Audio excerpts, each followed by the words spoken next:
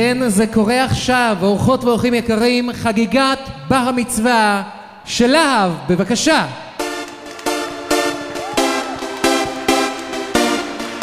בואו ניתן ללהב כבוד.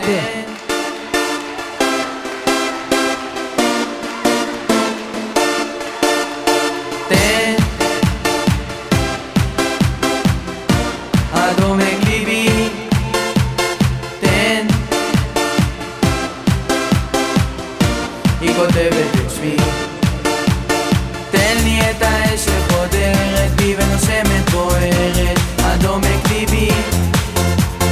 תן לי את הרוח שאף פעם לא עוצרת בחול, היא כותבת את שמי. תן לי את הצוהר לראות את כל הזוהר שבא להאיר את דרכי, כי כבר החושך סוגר לי את הדלת חומק שוב לתוך מיטתי. תן לי מחר בו אוכל להחזיר על הזמן שהיה בי סגור. תן לי מחר בו אוכל לשנות את הכל, תן לי לכתוב מחדש את סוף הסיפור.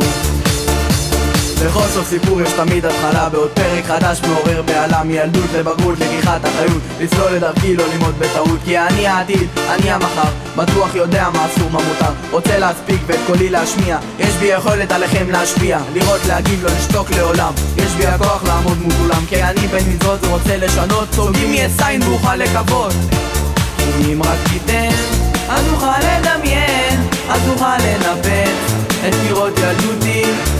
אם רק תיתן, אז נוכל לסגן, להעביר ולשרוף את חומות שתיקתי. תן לי תעורר אל בוקר רגוע, בלי דאגות, בלי להיות שקוע, להתהלך ללא פחד, ליהנות מפלאיך, לקרוא שוב ושוב מודה אני לפניך, לחיות בצלך, עטוף ומוגן, שלום אהבה להרגיש כל הזמן, סונור מור מקווה שתזכור, וגלעד שליט אלינו יחזור, עומד אני כאן, סקוב ואיתנו, ממך מבקש שתיתן לי סימן.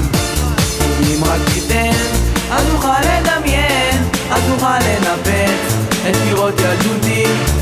אם רק תיתן, אז נוכל לסגן, להעביר ולשרוף את חומות שתיקתי.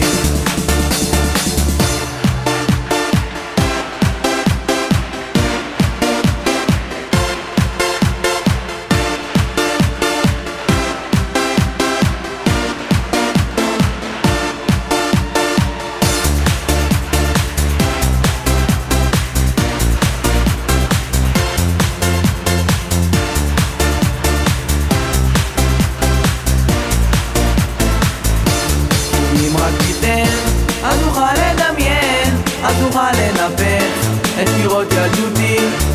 אם רק תיתן, אז נוכל לסגן, להעביר ולשרוף את חומות שתיקתי.